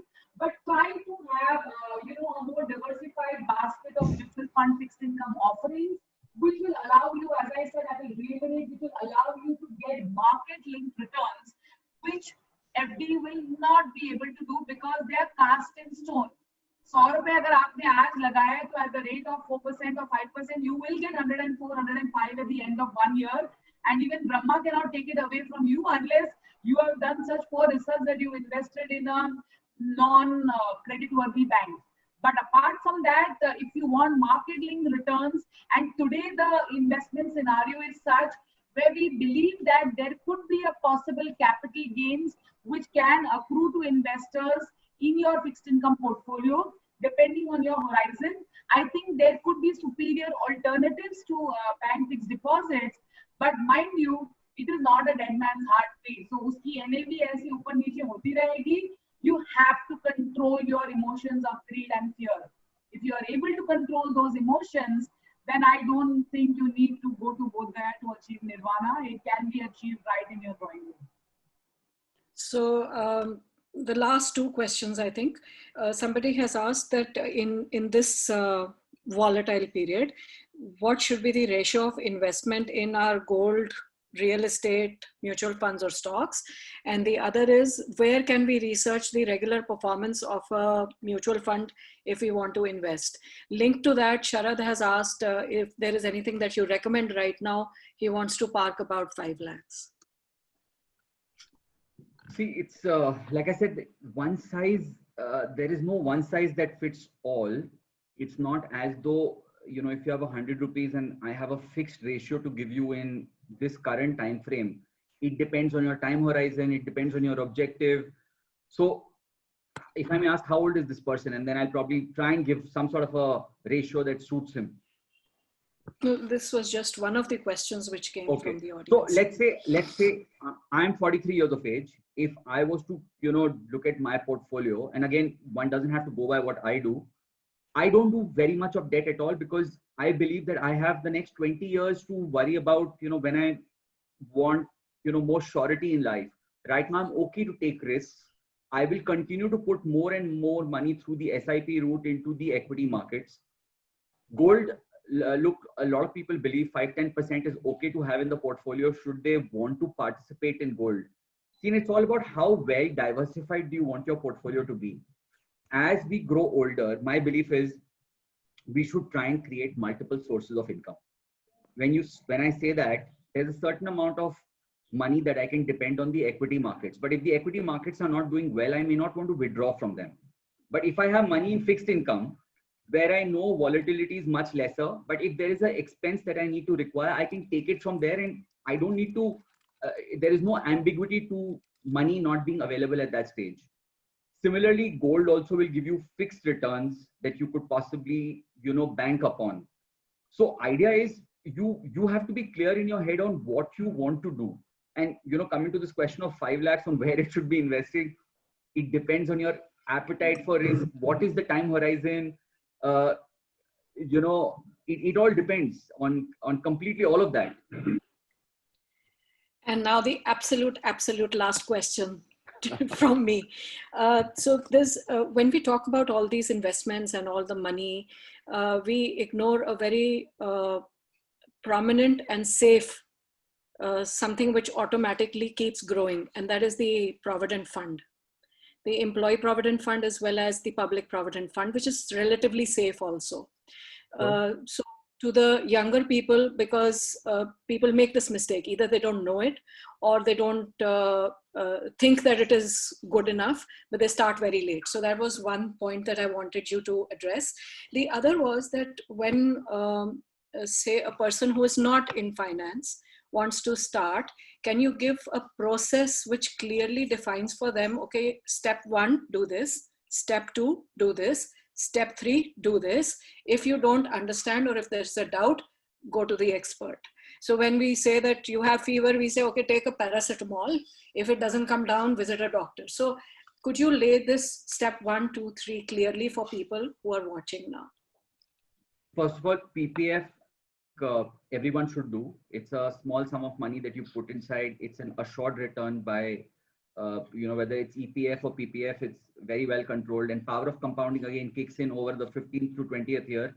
So we should do it, even if the return is 7% on a PPF, and that's what I think it delivers today. Similarly, for Employee Provident Fund, if you have, let's say, if you're salaried and you can contribute larger, then what you're in effect doing is a certain part of your debt allocation you're putting into PPF. So I would strongly suggest that everyone should do it. No downside to that. The second thing is, look, your starting point is to identify your goals. If your goal is to, for example, it could be starting as basic as you want to buy a car 5 years hence, okay, and for which you need to save money. You start to save money in a certain asset class. Now, if your time horizon is 5 years, a guy like me will not suggest equities, because I say that if you don't have a 7 to 10 year view, don't come into equities. I will go into, let's say, some sort of a debt fund, where it could be a short-term debt fund where I go on building an SIP. Your returns may not be more than 4.5%, 5%, but that's your reality. You aim, so you create different pockets for different goals, and you save. Some goals maybe 20 years later. So you say, hey, listen, I want to have a dream house, retirement home in Shimla, for which you say a certain portion of my salary will keep going, but I have a 20-year view. For that goal, I will not, let's say I want to go for a holiday and that money is lying in this fund. This fund should not be touched for a holiday, because otherwise you're shooting yourself in the foot, and you say that my Shimla house will not come 20 years later if I keep trying and shortchanging myself right now. So it's all about, your starting point should be identifying goals, then understanding which instruments can possibly be mapped to those goals, and start putting money on a regular basis. So you have to follow the discipline that, look, if I've decided that I have to save this much, then no matter what temptation comes my way, it could be, a massive discount at, for a car, or it could be massive discount, or it could be that holiday, it could be a sudden holiday. Prices have come down right now. Today, a lot of agents are luring you for taking that holiday because hotels are unoccupied and you've got that dream holiday coming. You have to stick to the path.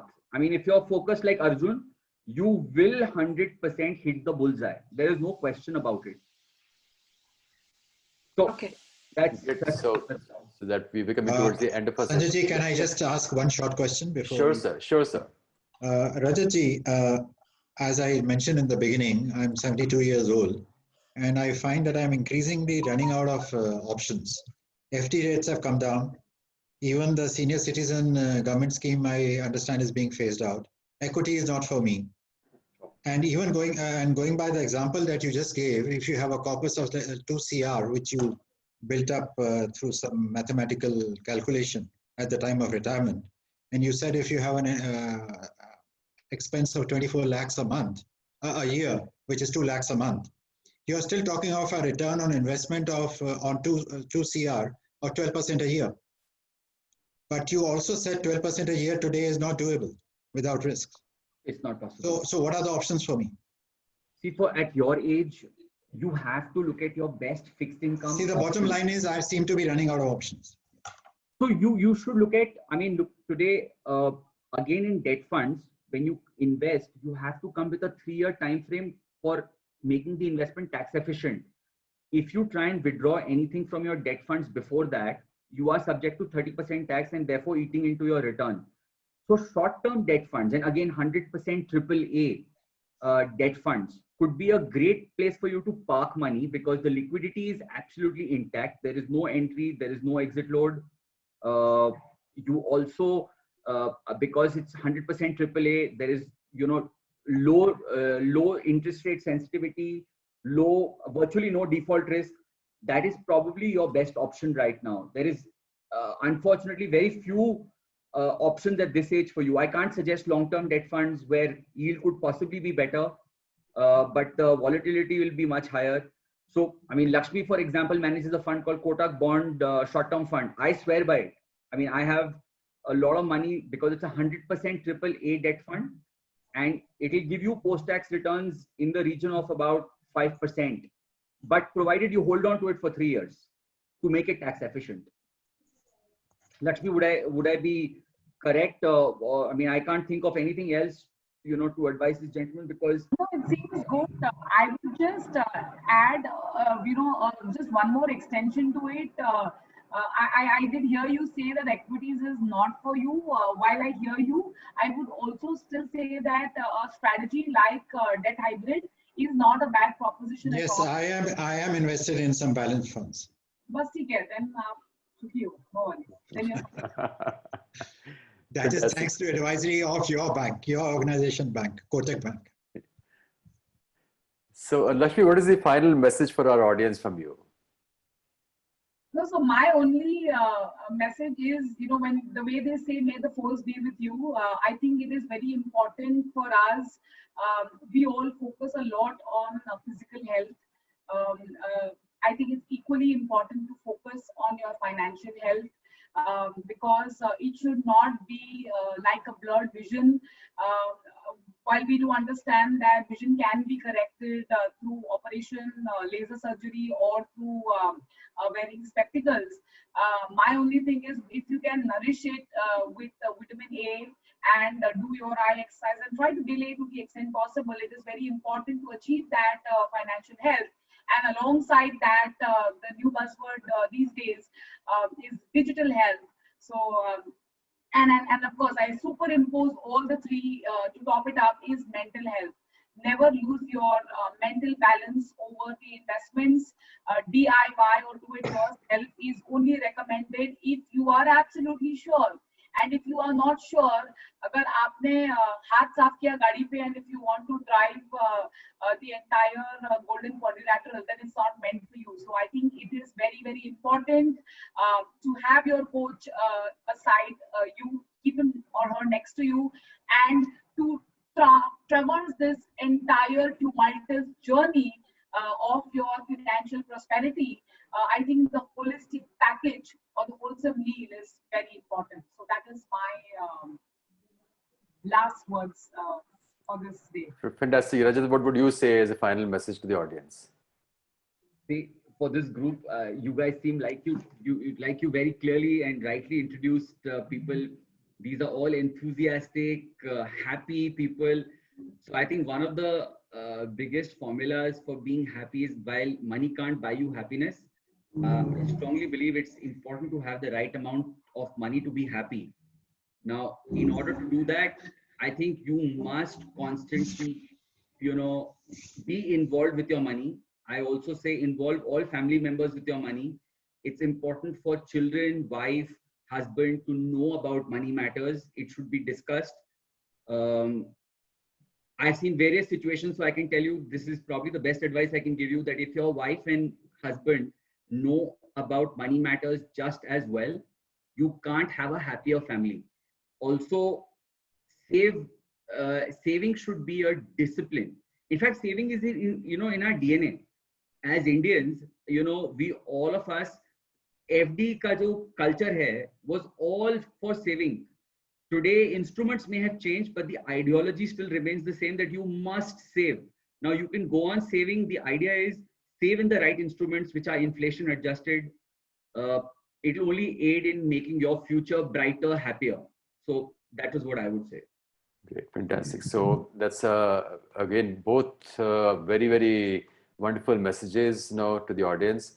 And I would also add to this by saying that must read, explore, and experience. Know about money, know about investment, know about insurance, know about the risk, know about mutual funds.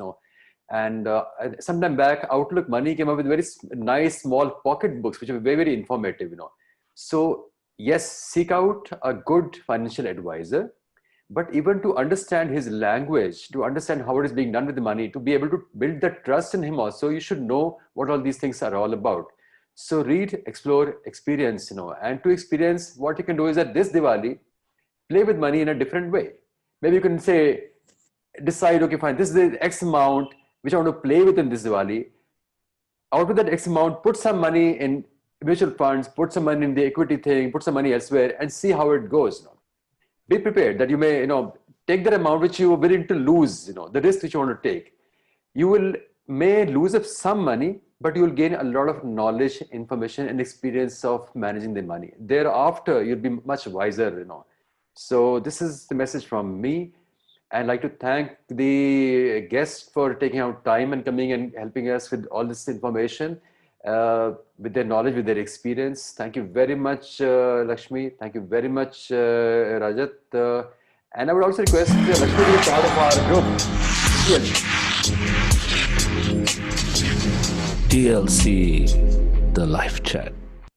Rajat is already part of our Facebook group TLC, and Lakshmi, you're also invited.